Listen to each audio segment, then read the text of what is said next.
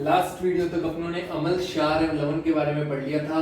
इनके बारे में बेसिक चीजें, उसके बाद जो साइंटिस्ट ने बताई हैं कि अमल क्या होते हैं, क्षार क्या होते हैं, वो अपनों ने लास्ट वीडियो तक पढ़ लिया। एक बार रिवाइज कर लेते हैं कि फर्स्ट तो अमल, देन क्षार। सबसे पहले कौन से साइंटिस्ट ने बताया था? सबसे पहले आर्हेनियस नाम के एक साइंटिस्ट ने बताया था कि अमल क्या होते हैं, एसिड क्या होते हैं, या क्षार क्या होते हैं, बेस क्या होते हैं। कि आर्हेनियस ने क्या बताया, जो H+ आयन त्यागते हैं, मतलब जो हाइड्रोजन प्लस आयन क्या करते हैं, डोनेट करते हैं, वो क्या होते हैं, अमल होते हैं। उसके बाद क्षार की बात करें तो जो OH- आयन क्या करते हैं, त्यागते हैं, वो क्या होते हैं बेटा, क्षार होते हैं। जो OH- आयन त्यागते हैं। उसके बाद बात करें तो सेकंड जो साइंटिस्ट अपना आया था वो था ब्रोस्टिड लोरी के अपने बारे में पढ़ा था, डिटेल से पढ़ा था कि ब्रोस्टिड लोरी ने क्या बताया। तो ब्रोस्टिड लोरी की जो संकल्पना थी वो किस पर बेस्ड थी, वो प्रोटॉन पर बेस्ड थी। किस पर बेस्ड थी? प्रोटॉन पर बेस्ड थी, मतलब पॉजिटिव आयंस पर बेस्ड थी। कि जो पॉजिटिव मतलब जो प्रोटोनों को त्यागते हैं वो क्या होते हैं, अमल होते हैं, और जो प्रोटॉन क्या करते हैं, ग्रहण करते हैं, वो क्या होते हैं, क्षार होते हैं।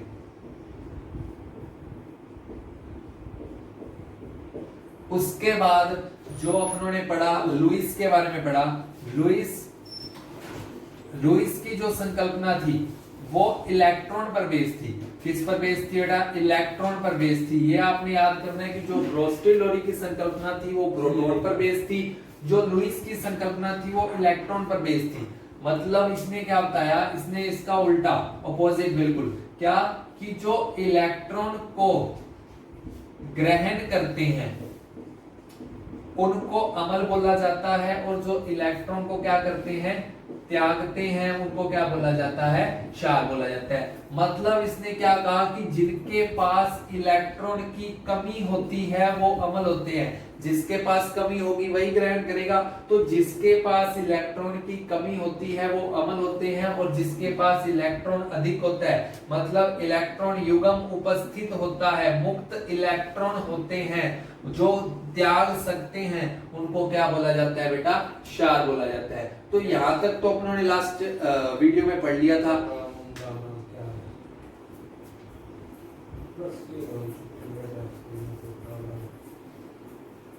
अब अपने पीएच स्केल के बारे में पढ़ेंगे कि पीएच स्केल क्या होता है। जैसे अपने बुखार को मापने के लिए थर्मामीटर का यूज करते हैं, कि अपनी बॉडी का टेम्परेचर, शरीर का तापमान मापने के लिए किसका यूज करते हैं, थर्मामीटर का। वैसे एक स्केल होता है पीएच स्केल। ये किस लिए काम आता है? अम्ल व क्षार की सामर्थ्य को मापने के लिए। अम्ल व क्षार की सामर्थ्य को मापने के लिए एक थर्मामीटर कह लो, चाहे एक स्केल कह लो, वो आता है, जिसको क्या बोलते हैं, पीएच स्केल। कि कोई जो विलयन है वो कितना अम्लीय है या वो विलयन कितना क्षारीय है। कि ये क्या करते हैं कि कोई भी विलयन लेते हैं, उसमें स्केल को डुबोया जाता है, तो उससे पता लग जाता है भाई ये अम्ल कितना है या ये क्षार कितना है। तो अगर अपने पीएच स्केल के बारे में पढ़ें तो ये करता क्या है, पीएच स्केल किस बेस पर काम करेगा। तो सबसे पहले तो पीएच वर्ड की बात करें, पीएच, तो पीएच क्या है, दो वर्ड से मिलकर बना है, P and H. P German भाषा का शब्द है पुसांस, जिसका अर्थ होता है शक्ति। जो पी वर्ड है वो जर्मन भाषा का शब्द है पुसांस, जिसका अर्थ होता है शक्ति। जो H का मतलब है यहां पर, H का मतलब यहां पर हाइड्रोजन आयनों से है। किससे है? हाइड्रोजन आयनों से। तो करा क्या जाता है, विलयन में हाइड्रोजन आयनों की शक्ति का टेस्ट किया जाता है कि विलयन में हाइड्रोजन आयन कितने हैं। तो किसी विलयन में हाइड्रोजन आयनों की सांद्रता, हाइड्रोजन आयनों की सांद्रता को चेक किया जाता है। उस हिसाब से बताया जाता है भाई ये अम्ल है या क्षार है। तो अपनों ने क्या पढ़ा था? अपनों ने पढ़ा था जो अम्ल होते हैं वो क्या करते हैं, H+ आयन त्यागते हैं, मतलब हाइड्रोजन आयन त्यागते हैं। आर्हेनियस ने बताया था, ये क्या बताया था कि जो अम्ल है वो H+ आयन त्यागते हैं। तो ये H+ आयन कहां जाएंगे, विलयन में जाएंगे अब घटित होकर। तो ये विलयन में H+ आयनों की सांद्रता को हाइड्रोजन आयनों की सांद्रता का टेस्ट किया जाता है, कि चेक किया जाता है भाई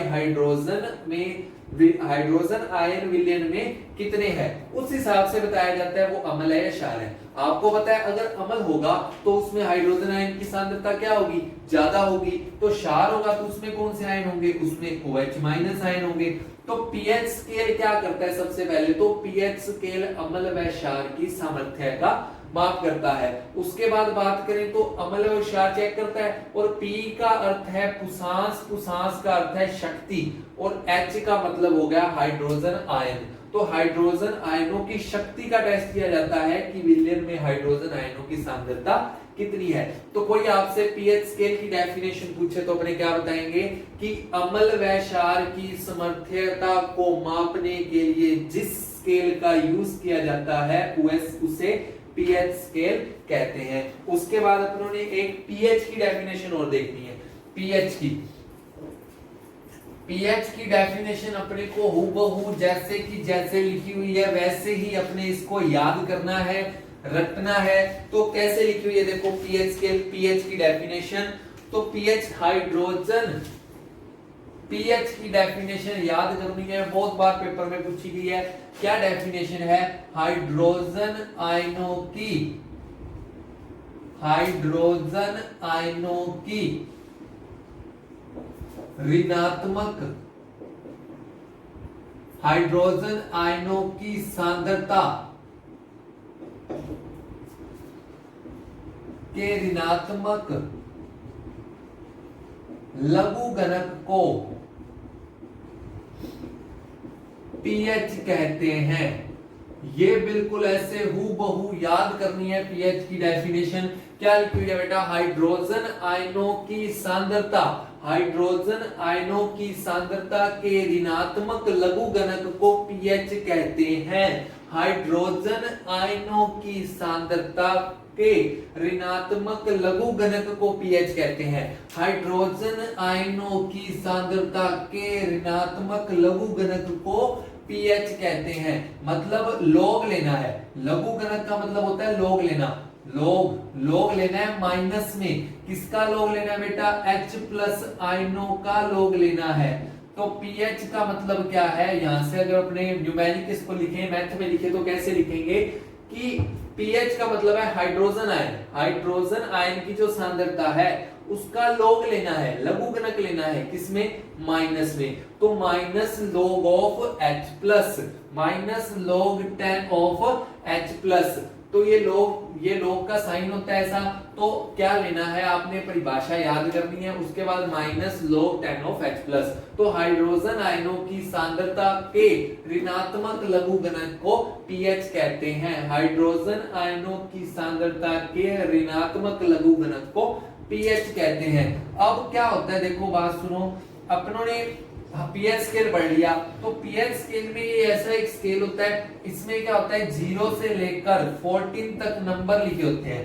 तो क्या होता है 7 पर अगर आ जाए कोई विलयन की वैल्यू, अगर 7 आ जाए तो मतलब विलयन क्या होता है, उदासीन होता है। उदासीन मतलब ना वो अम्लीय होता है ना वो क्षारीय होता है। 7 से कम आ जाए उसकी वैल्यू, तो 7 से जितनी ज्यादा कम होगी तो वो उतना ज्यादा अम्लीय होगा, और 7 से जितनी ज्यादा होगी वो उतना ज्यादा क्या होगा, क्षारीय होगा। मतलब किसी विलयन की अगर वैल्यू 13 है, 14 है, 13 है या 14 है तो मतलब वो बहुत प्रबल क्षार है। अगर किसी विलयन की वैल्यू 2, 3, 1 आ जाए तो वो बहुत प्रबल क्या हो जाएगा, अम्लीय हो जाएगा। उदासीन विलयन की वैल्यू क्या होती है, 7 पे तो ये उदासीन होगा। 7 से नीचे जाएंगे तो अम्लीय, 7 से ऊपर जाएंगे तो क्षारीय। तो इसकी मात्रा 7 से जितनी ज्यादा कम होगी वो विलयन उतना ज्यादा अम्लीय होगा। 7 से जितनी वैल्यू ज्यादा होगी वो क्या होगा, उतना ज्यादा क्षारीय होगा। उसके बाद अगर अपने पढ़ें पीएच स्केल का महत्व क्या है, महत्व एग्जांपल अपने डेली रूटीन में अपने क्या यूज करते हैं, अम्लों का कैसे यूज करते हैं, क्षार का कैसे यूज करते हैं, उसके बारे में अपने पढ़ेंगे। तो सबसे पहला जो इसका यूज है वो होता है अपने एसिडिटी के लिए। उदर में जलन, उदर क्या होता है, उदर होता है पेट। तो आपके पेट में कई बार जलन हो जाती है, जिसको अपने इंग्लिश में एसिडिटी बोलते हैं, कि गैस बन गई भाई, एसिडिटी होगी। तो उदर में जलन, पेट में जलन, पेट में सूजन आ जाना, वो किसकी वजह से आती है? आपको पता है जो अपने पेट में एक अम्ल आता है वो है HCl अम्ल, हाइड्रोक्लोरिक अम्ल अपने पेट में होता है, स्टमक में होता है। तो इसकी अगर वैल्यू बढ़ जाए, इसकी अगर अपनी बॉडी में, अपने उदर में वैल्यू बढ़ जाए, पेट में वैल्यू बढ़ जाए, तो क्या होता है, अपने जो उदर में क्या होने लग जाती है, जलन होने लग जाती है, सूजन आ जाती है। तो उसके लिए अपने क्या करते हैं, एंटा एसिड का यूज करते हैं। एंटा एसिड, एंटी एसिड का मतलब है जो एसिड को दूर कर दे, जो क्या कर दे, अम्ल को दूर करके क्या कर दे, उदासीन कर दे। तो एंटा एसिड में अपने किसका यूज करते हैं, क्षार का यूज करते हैं, कि अगर अपने अंदर अम्ल की मात्रा बढ़ गई तो अपने एक क्षार लेते हैं, जैसे अपने इनो लेते हैं। इनो में होता क्या है, इनो एक क्षार होती है जो क्या करती है, अम्ल को उदासीन कर देती है। जब अम्ल और क्षार की विक्रिया होगी तो वो उदासीन हो जाएगा। तो जब अम्ल अपनी बॉडी में, अपने पेट में ज्यादा हो जाए तो पेट में सूजन होती है। इसके लिए अपने एंटा एसिड यूज करते हैं। कौन सा एंटा एसिड यूज करते हैं या क्षार यूज करते हैं? तो वो होता है मिल्क ऑफ मैग्नीशिया। कौन सा क्षार यूज किया जाता है, मिल्क ऑफ मैग्नीशिया। ये एक दुर्बल क्षार है जिसका अपने यूज करते हैं। क्यों यूज करते हैं? विलयन को उदासीन करने के लिए, पेट को उदासीन करने के लिए। मिल्क ऑफ मैग्नीशिया, इसका अगर आपने फॉर्मूला याद करना है तो इसका फॉर्मूला होता है MgOH की ट्वाइस। ठीक है। उसके बाद सेकंड इसका एग्जांपल देखें तो सेकंड इसका एग्जांपल क्या हो जाएगा, दांतों का क्षय होना। दांतों का क्षय होना, दांतों का खराब होना। आपने देखा होगा जो दांतों पर कीड़ा लग जाता है, दांत क्षय होने लग जाते हैं, दांत खराब होने लग जाते हैं, धीरे धीरे खत्म होने लग जाते हैं। तो इससे में क्या होता है कि जो दांत है, दांतों में अपने बैक्टीरिया आ जाते हैं।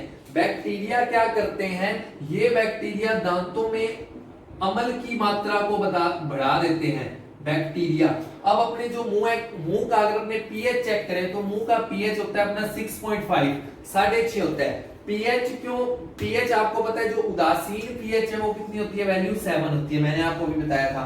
तो ये 6.5 अपने मुंह का पीएच होता है, मतलब सामान्य होता है, उदासीन होता है लगभग 6.5 होता है। तो मतलब ये क्या है, सामान्य है पीएच मुंह का। लेकिन मुंह में जब बैक्टीरिया आ जाते हैं, ये क्या करते हैं, ये अपने अपशिष्ट भोजन को लेकर मुंह को क्या बना देते हैं, बहुत ज्यादा अम्लीय बना देते हैं। अपशिष्ट भोजन खाकर बैक्टीरिया क्या करते हैं, मुंह को बहुत ज्यादा अम्लीय बना देते हैं। मतलब इसका पीएच क्या हो जाता है, 5.5 से भी कम होने लग जाता है, 5.5 से भी क्या होने लग जाता है, कम होने लग जाता है। वैसे तो अपने मुंह का पीएच कितना होता है, 7 के नजदीक होता है, 6.5 होता है, उदासीन होता है। लेकिन ये बैक्टीरिया इस मुंह का अम्लीय कर देते हैं, 5.5 से भी पीएच इसका क्या कर देते हैं, कम कर देते हैं, जिससे अपने क्या होने लग जाते हैं, दांत क्षय होने लग जाते हैं, दांत खराब होने लग जाते हैं। तो दांत खराब होने लग जाते हैं, गलने लग जाते हैं, जिससे किसका यूज किया जाता है, अपने दंत मंजन का यूज करते हैं, या अपने किसका यूज करते हैं, टूथब्रश का, टूथपेस्ट का यूज करते हैं। उसका रीजन क्या है कि टूथपेस्ट में होता क्या है, टूथपेस्ट में भी एक क्षार की मात्रा ज्यादा होती है। वो क्षार क्या करता है, अपने मुंह का पीएच दोबारा सामान्य कर देता है, उदासीन कर देता है अम्ल से मिलकर। तो ये अपने दांतों का क्षय हो गया। तीसरा अगर हमने देखें तो कीटों के डंक, कभी अपने को कोई कीट काट जाए, कीटों का डंक, तो कीटों के डंक में भी थर्ड पॉइंट अगर अपना इसका पढ़े तो थर्ड पॉइंट इसका क्या होगा, कीटों का डंक। तो कीटों का, कीट को अगर अपने को काट जाए तो अपने उस जगह पर क्या होने लग जाती है, सूजन आ जाती है। तो सूजन आने का रीजन क्या है कि कीटों के डंक में क्या होता है, अम्ल बहुत मात्रा में होता है। कीटों के डंक में क्या होता है, अम्ल बहुत ज्यादा मात्रा में होता है, जिससे अपने जो बॉडी में क्या होने लग जाती है, सूजन आने लग जाती है। तो इसके लिए किसका यूज किया जाता है, एक क्षार का यूज किया जाता है। कौन से का, NaHCO3। कीटों के डंक में क्या होता है, अम्ल होता है, जो अपने बॉडी पर आने के बाद अपनी बॉडी में क्या होने लग जाती है, सूजन आ जाती है। तो जहां पर वो डंक काटा है उसकी जगह किस चीज का यूज किया जाता है, NaHCO3। NaHCO3 का लेप किया जाता है, या NaHCO3 sodium hydrogen carbonate, sodium hydrogen carbonate, इसको क्या किया जाता है, वहां पर रगड़ा जाता है, जिससे वो सूजन कम हो जाती है, वो कीटों के जो डंक का असर क्या हो जाता है, खत्म हो जाता है। उसके बाद भी अगर अपने पढ़े तो फोर्थ इसमें क्या आएगा पॉइंट इसके महत्व में, मृदा। तो मृदा का भी पीएच चेक करके अपने क्या करते हैं, उसमें फसलें बोई जाती हैं कि ज्यादा अम्लीय है या ज्यादा क्षारीय है। तो जिस हिसाब से उसका पीएच होता है उसी हिसाब से क्या की जाती है, उसमें फसलें बोई जाती हैं। तो इतना ही है मृदा के लिए। और फिफ्थ पॉइंट इसमें आएगा, मृदा के बाद क्या आएगा इसमें, अम्लीय वर्षा। अम्लीय वर्षा आज के दिनों में क्या है, बहुत ज्यादा घातक है। आपने 8th क्लास में भी अम्लीय वर्षा के बारे में पढ़ा होगा कि अम्लीय वर्षा क्या होती है। तो आपको पता है कि आजकल जो बारिश होती है, या यहाँ पर नहीं तो कई जगह पर, बड़े शहरों में जहां पर पोल्यूशन ज्यादा है, वैसे आगरा में जहां पर फैक्ट्रियां ज्यादा है, वहां पर जो बारिश होती है वो, वहां पर बारिश जो पोल्यूशन है, जो प्रदूषक है, उनको वो बारिश में मिल जाते हैं और वो बारिश के साथ आते हैं। वो क्या कर देते हैं, बारिश के पानी को क्या बना देते हैं, अम्लीय बना देते हैं। बारिश के पानी को क्या बना देते हैं, अम्लीय, जिसको अपने अम्लीय वर्षा कहते हैं। तो अम्लीय वर्षा से क्या हो रहा है, वो अपने पढ़ा है कि ताजमहल की जो दीवारें हैं या संगमरमर है वो खराब हो रही है, तो ये सारा अम्लीय वर्षा में आ जाएगा। तो पीएच स्केल में अपन ने आज सारा पढ़ लिया। तो पीएच स्केल किसे कहते हैं, जो अम्ल व क्षार की सामर्थ्यता को मापने के लिए पीएच स्केल का यूज किया जाता है। उसके बाद मैंने आपको पीएच की डेफिनेशन भी कही थी, हूबहू याद करनी है। क्या होती है, हाइड्रोजन आयनों की सांद्रता के ऋणात्मक लोगरिथम को या ऋणात्मक लघुगणक को क्या कहते हैं, पीएच कहते हैं। तो पीएच जो पीएच स्केल है, इसका आविष्कारक कौन है, कौन से साइंटिस्ट ने इसका आविष्कार किया था, तो सोरेनसन नाम के एक वैज्ञानिक ने पीएच स्केल का आविष्कार किया था। अगर आपने नंबर बढ़िया लाने हैं तो आपको अच्छी तरह पढ़ना पड़ेगा। तो आपने ये नाम अच्छी तरह याद कर लेने हैं, सोरेनसन। जल्दी से 10 बार इसको बोल दो, सोरेनसन। तो इस साइंटिस्ट ने क्या किया था, पीएच स्केल का आविष्कार किया था। अगर यहाँ पर इस उद्देश्य से आप जुड़े हुए हो कि मैंने 10th में अच्छे नंबर लाने हैं, तो बहुत बढ़िया, इसको आपने ढंग से पढ़ लेना है। और